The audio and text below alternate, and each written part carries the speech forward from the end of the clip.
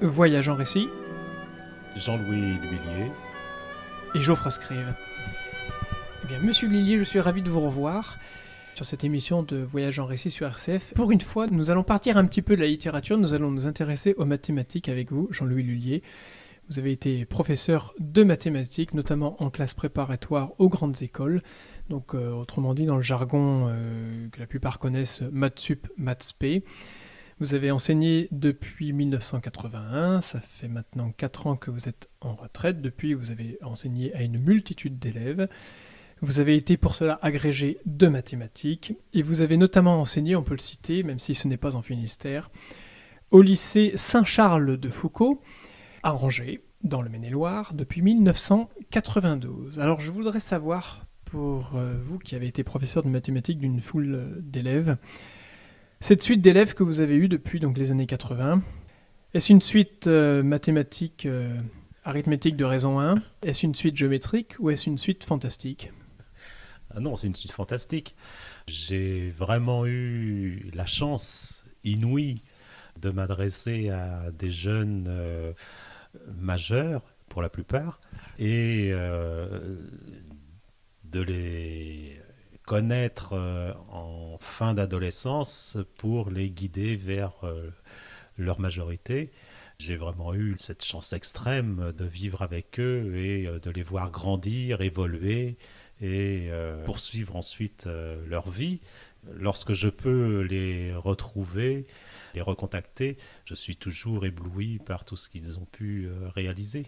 Alors est-ce qu'à chaque rentrée, puisque vous évoquez le fait de progresser, de voir ces élèves progresser, est-ce qu'il y a un doux mélange entre vous, que ces élèves vous permettent un peu de garder votre âme d'enfant, si je puis dire, et vous, en tant qu'adulte, de les voir progresser ? L'âme d'enfant, par le biais de la matière que j'enseigne, elle est à côté de moi tout le temps, puisque les mathématiques sont aussi pour moi un jeu de l'esprit. Maintenant, je les vois, ils viennent à la rentrée tels qu'ils sont et je les vois mûrir énormément et surtout, c'est des jeunes qui vont être capables de prendre des responsabilités et d'assumer leurs responsabilités. Pour moi, c'est le plus grand sens de la formation.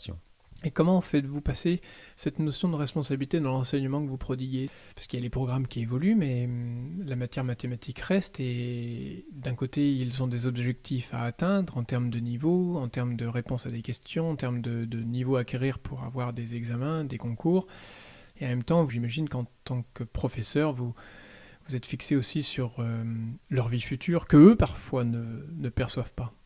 C'est tout l'enjeu, déjà de leur demander ce qu'ils souhaitent, quels sont leurs objectifs de concours. Souvent, on est assez surpris d'ailleurs parce qu'il n'y en a pas la moitié qui savent ce qu'ils souhaitent ensuite exercer comme métier ou qu'est-ce qu'ils souhaiteraient intégrer comme école. C'est quand même assez surprenant. Donc, les amener à réfléchir un petit peu sur les différents possibles, au sens où ça leur plairait de rentrer dans ces écoles, qu'est-ce qu'ils aimeraient y découvrir, parce que c'est en lien avec une certaine passion chez eux, ou c'est en lien avec une certaine curiosité. Déjà, il y a un travail sur eux-mêmes, ils ont affaire à un travail sur eux-mêmes assez énorme. Et puis ensuite, leur mettre l'équation entre leurs mains qui est, voilà, vous avez des projets, c'est très bien. Maintenant, est-ce que vous êtes capable de mettre le travail qui va être nécessaire pour ces projets en place ? Plus les projets sont ambitieux, plus il y aura de travail. Et là aussi, c'est une découverte d'eux-mêmes, au sens où jusqu'où je peux pousser mon travail pour réaliser mes souhaits. Et là, je pense qu'on retrouve ce que je disais tout à l'heure, c'est-à-dire qu'ils commencent à devenir un petit peu des adultes, c'est-à-dire à se rendre compte de ce qu'ils sont eux-mêmes. Est-ce que le fait justement de se rendre compte peu à peu adulte au cours de ces années de classe préparatoire est un invariant, je veux dire par là, un invariant par rapport au programme scolaire que vous avez pu voir évoluer de 1980 à 2018 ? Est-ce que cette quantité de travail à fournir, quel que soit les attendus du programme demandé reste la même? Parce qu'on entend tous dire que les programmes ont considérablement baissé en termes de teneur, de quantité ou de qualité. Mais est-ce que le sérieux attendu, est-ce que le travail attendu reste lui le même? Est-ce que vous voyez l'élève évoluer vers une maturité? Pour moi, mais bon, maintenant, je dirais que je suis vieux, je suis plus de la, je suis plus de la bonne époque. Donc moi, je juge peut-être cela avec mes yeux de vieux, voilà, de vieux prof. Bon, ils gardent l'intérêt, ils gardent la curiosité, oui. Maintenant, je trouve qu'ils ont plus de mal à prendre le temps d'apprendre, prendre le temps de... on n'est pas dans l'immédiateté de la compréhension. Quand on pose une question, on n'a pas forcément tout de suite la réponse. Et je pense que c'est un des handicaps majeurs actuellement, oui, pour les jeunes. Oui, c'est-à-dire qu'on veut tout et tout de suite. On a perdu un petit peu, peut-être par le biais simplement ne serait-ce que des séries, puisque tout le monde voit des séries aujourd'hui, une action immédiate, un résultat immédiat. On perd un petit peu cette faculté d'endurance par rapport à un énoncé et à un problème à résoudre. Oui, et on perd des qualités importantes. D'abord et avant tout, quand on se pose une question, bon, il faut déjà être capable de clairement définir la question. Et ça, c'est pas simple. C'est-à-dire que se poser un problème, on pourrait dire pourquoi les oiseaux volent, ou encore quand il y a un nuage d'oiseaux, pourquoi forment-ils certaines figures géométriques? Bon, déjà, on est avancé ici, rien que dans la question, on sent bien qu'il y a une avance, c'est-à-dire qu'on est capable de dire, tiens, ce sont des natures géométriques, donc on est en lien avec la géométrie. On pourrait être complètement abstrait et puis partir dans un côté artistique, que ce soit la couleur, que ce soit, etc. Donc l'observation, donc prendre le temps de poser le problème, accepter ensuite d'observer au travers de différents exemples ce qui se passe, donc illustrant ce problème ou cette problématique. À partir de là, donc être capable de trouver quels sont les bons paramètres qui interviennent de façon probante et qui influent sur le problème et les éventuelles solutions. Et puis, à partir de là, être capable, donc, là je décris un raisonnement scientifique, à partir de là, être capable donc de créer des liens avec ses connaissances pour envisager une éventuelle voie vers une solution. Ça ne se fait pas tout de suite, c'est un aller-retour sans cesse avec la problématique posée, avec le choix des paramètres, c'est-à-dire qu'il faut toujours être capable de se remettre en question. Est-ce que c'est bien la bonne problématique? Ah non, c'était pas celle-là en fait, c'était pas tout à fait la bonne question, je la change. C'était pas les bons paramètres puisque j'ai oublié ceci, celui-là il n'est pas très important, il n'est pas prépondérant, donc et puis ensuite essayer de voir si petit à petit on progresse dans l'objectif d'une explication. On peut y arriver, on peut aussi très bien ne pas y arriver, et du coup procéder par conjecture, se dire bon, il devrait se passer, etc. Non, mais c'est toute une démarche qui demande du temps, et donc par rapport à la question posée de tout à l'heure, c'est pas simple pour les jeunes actuellement. Ce qui est intéressant dans votre réponse, Jean-Louis Lhuillier, c'est que ces paramètres, ces questions que vous amenez vos élèves à vous poser, vous les posez en tant que professeur, je dirais presque, peut-être que mon image est fausse, mais seul enseignant par rapport à votre classe. Et en fait, ce sont ces questions que vos élèves se poseront plus tard dans leur métier respectif, d'encadrement. Souvent, ce sont des postes d'encadrement auxquels les élèves de prépa se destinent, et ils encadrent des équipes, ils encadrent des processus, des systèmes, des opérations, peu importe, mais ils encadrent souvent du monde. Oui. Donc, ce sont à ces questions que vous les préparez finalement. Alors, oui, on pourrait dire de façon incomplète, puisque dans les matières scientifiques, on peut quand même regretter que le côté humain ne soit pas présent dans la création d'une solution, ou même dans toute la problématique. Alors que, évidemment, quand on a encadré un groupe de personnes, c'est vraiment fondamental que de savoir, de reconnaître les problèmes humains. Oui. Bon, maintenant, la seule partie par rapport à leur fonction ensuite, leur responsabilité, c'est essayer d'analyser clairement quels sont les problèmes et quelles sont des voies éventuelles de solutions. La raison pour laquelle j'ai commencé l'enseignement, je me suis dit je vais être enseignant. C'était pour que les jeunes apprennent les règles de logique élémentaire. C'est-à-dire qu'on voit tellement de situations de conflits qui naissent à partir d'une mauvaise utilisation de la logique ordinaire de tous les jours, quoi. Manque de rigueur même. C'est-à-dire, comment peut-on affirmer une généralité à partir d'un exemple? Oui.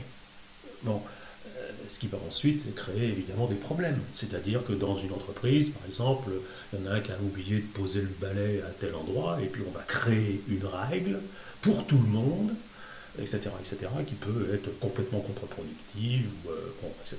Bon. Donc ça faisait partie des raisons pour lesquelles oui, je me suis destiné à l'enseignement, pour et que la logique ordinaire soit un petit peu plus comprise. Bon, en maths, on le fait beaucoup, justement, c'est cet aller-retour entre, j'imagine, une voie de solution, mais est-ce que ça va déboucher, c'est-à-dire être capable de se dire, bon, bah, je cherche une solution, mais là, j'avais une idée, c'est une erreur. Et alors, plutôt que se laisser gagner par sa sensibilité et se dire, mais non, mais c'est impossible que je me trompe, je suis nul, etc., se dire plutôt, mais pourquoi c'est une erreur?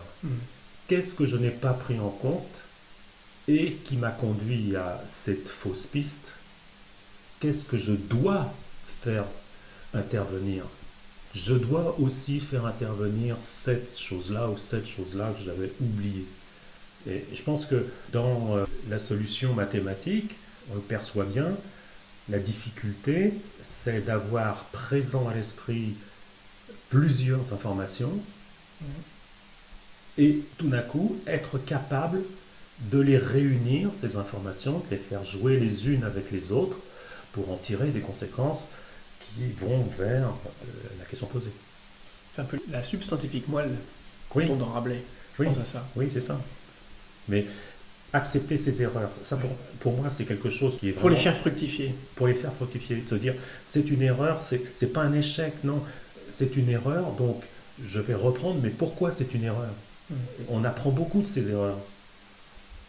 Et ça suppose une part d'humilité aussi, de les reconnaître. Ah bah, oui, pour progresser. Mais actuellement, je trouve que ça c'est quelque chose qui se perd.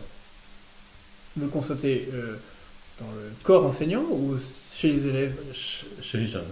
Ah oui. Oui. Et à cause de quoi? À cause de l'immédiateté des réponses? L'immédiateté. On ne peut pas se tromper, il faut tout de suite donner une réponse, la bonne. Et puis se tromper, bon, je ne vais pas faire de... Se tromper, vous connaissez des hommes politiques qui annoncent qu'ils se sont trompés? Pas très peu. Je cherche. Lionel Jospin. Oui, c'est le seul. Et il en a payé les frais. Que ce soit dans le monde politique ou dans d'autres situations, qu'est-ce que c'est que avoir confiance en son chef d'entreprise, voilà, est-ce que c'est aussi quelqu'un qui peut se permettre de dire je me suis trompé, ou c'est quelqu'un qui doit jamais le dire? Donc ça fausse un petit peu le... Oui. Est-ce qu'un journaliste peut dire je me suis trompé? En général, c'est plutôt un droit de réponse qu'il est obligé de faire passer. Pour ma part, je ne pense pas de m'être trompé en vous donnant la parole. Dans vos premières années d'enseignement, avez-vous enseigné à des littéraires? Oui. Est-ce que les réponses que vous aviez à l'époque vous ont marqué par rapport aux réponses des élèves scientifiques que vous aviez ensuite? Alors, pour les littéraires, l'expérience que j'en ai eue, c'était une terminale A, Donc ça m'était un petit peu facile parce que pédagogiquement, eux, ils réclamaient d'avoir de bonnes notes en maths au bac. Et donc, eh bien, il suffisait de leur fournir multitude et foultitude d'exercices, d'exemples, de problèmes. Et ça, ils en raffolaient. Et je me rappelle à l'époque, j'avais été félicité par une collègue de français qui m'avait dit mais mais ils n'ont jamais eu une telle moyenne en maths. Ce sont du littéraire.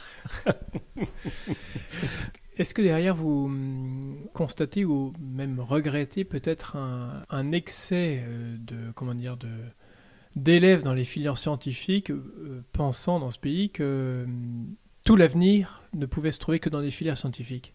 Et parfois, voyant même des élèves qui finalement, je me rappelle de certains peut-être élèves de ma classe qui ramaient considérablement dans des matières scientifiques où peut-être la mode les y avait fait aller alors que peut-être ils auraient eu plus de succès dans d'autres filières.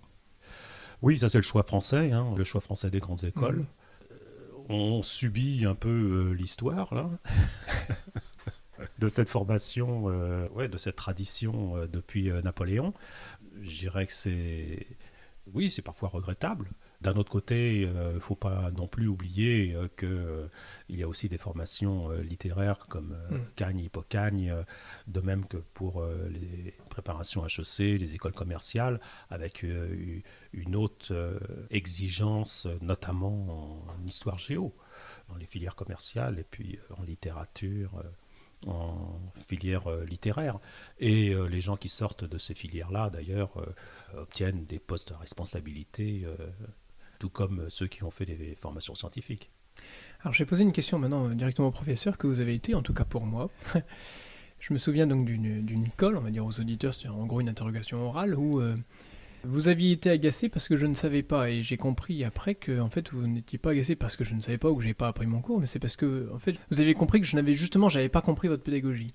Alors justement pour les professeurs peut-être qui nous écoutent, auriez-vous un conseil ou je sais pas une piste pour peut-être ne pas s'énerver par rapport à un élève qui peut-être n'a pas compris, mais pour ainsi dire peut-être à revoir un petit peu, si je puis dire, sa copie en tant qu'enseignant. De toute façon, sa copie, c'est le cas de le dire, je vous prends au mot. En fait, ce qu'il y a de plus détestable dans le métier de prof, à mon sens, hein, voilà, c'est de corriger les copies. Alors, pourquoi? Eh bien, parce que ça vous renvoie à la figure tout ce que vous n'avez pas su faire passer aux jeunes. Et donc, toutes les erreurs qu'ils commettent quand ils essaient de répondre aux questions. Donc là, comme j'ai personne en face de moi, eh bien, je peste dans mon coin, personne ne le sait. Oui, mais vous pouvez aussi pointer un manque de travail de certains. Parfois, c'est évident.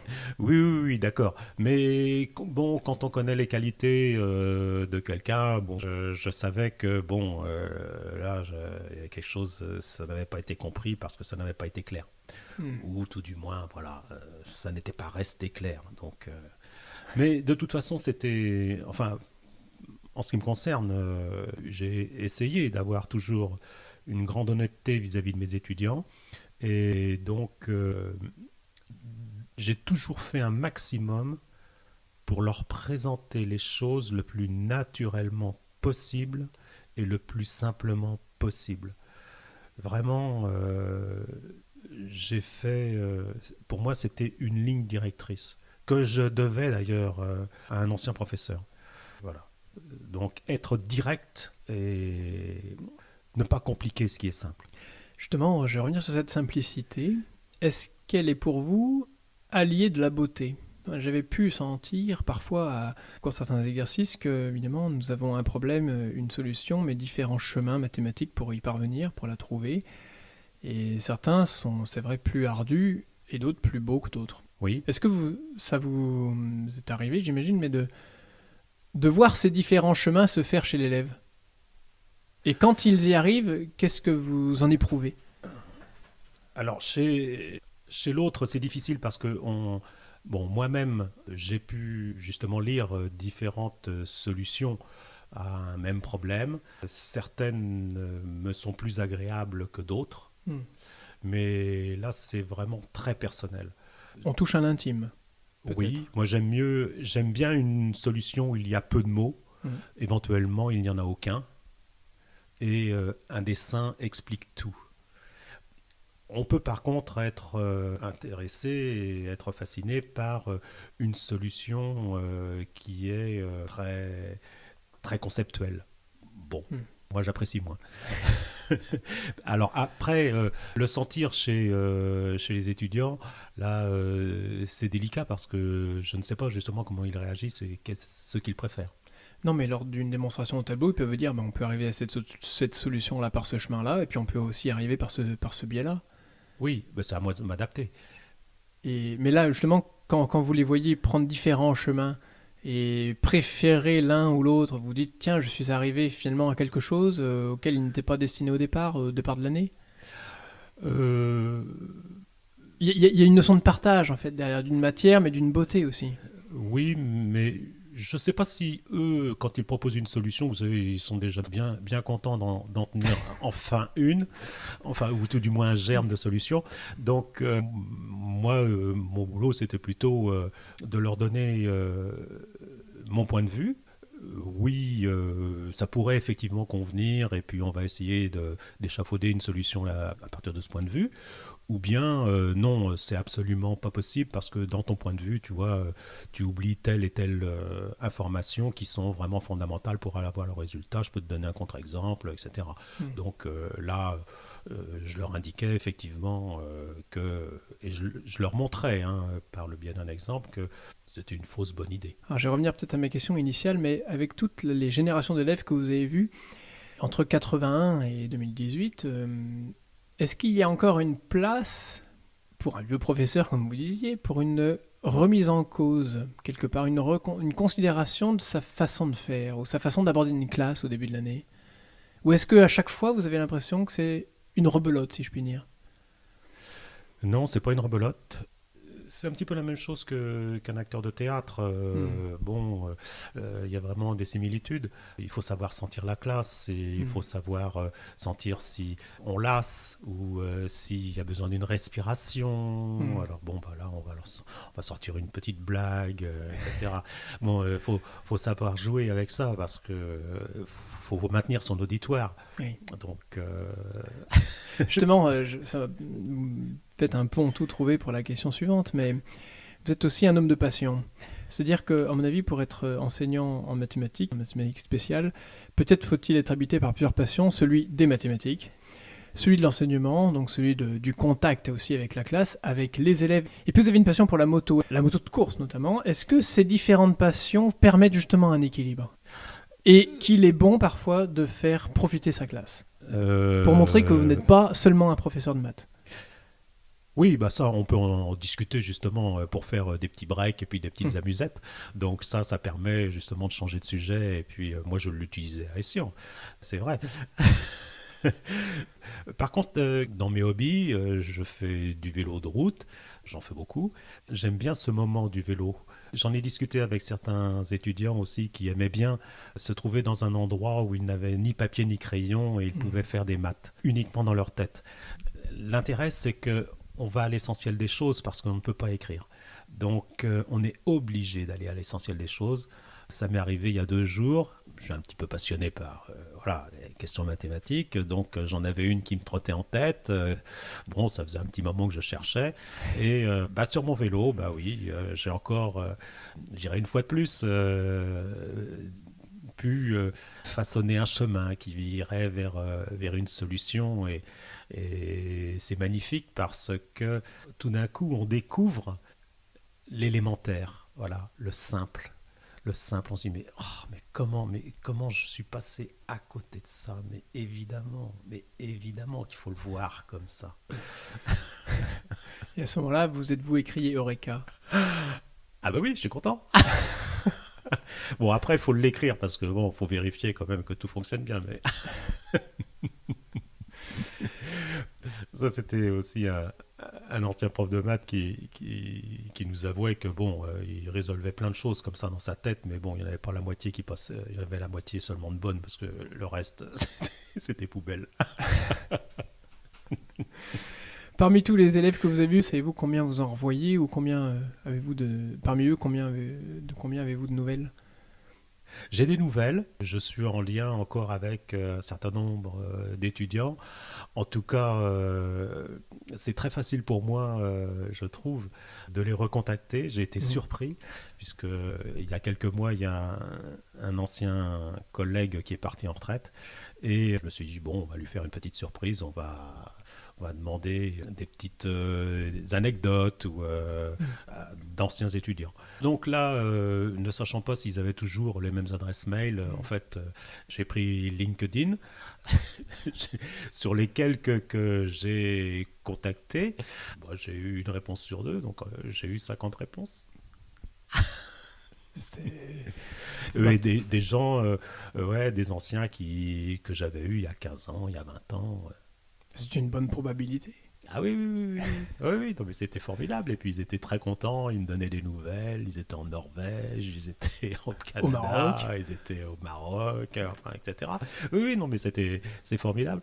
Mais c'est tout à fait improbable. Voilà, c'est vraiment bizarre. J'ai recontacté quelqu'un qui avait fait la marine. Et il y a de ça 20 ans.